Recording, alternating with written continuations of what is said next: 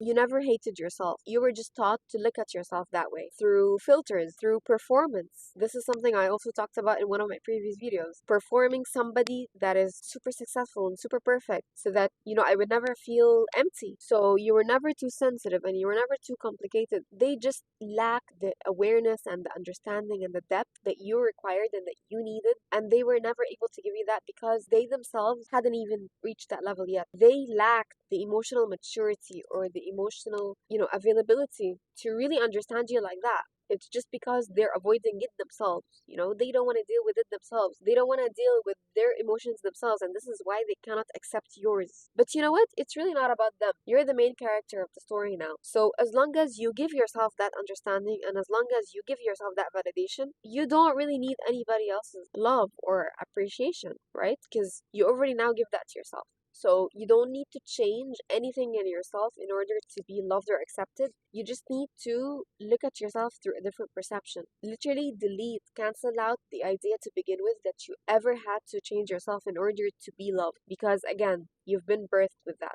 You required more, but they couldn't hold that for you. So stop proving that you're enough. Stop shrinking yourself. Stop dimming your light because people don't want to see you shine. You already have all of those amazing and beautiful traits and qualities inside of you, but you were just too scared to bring them out. Be like your real true self because the world needs more brave and more courageous people and authentic people and real people.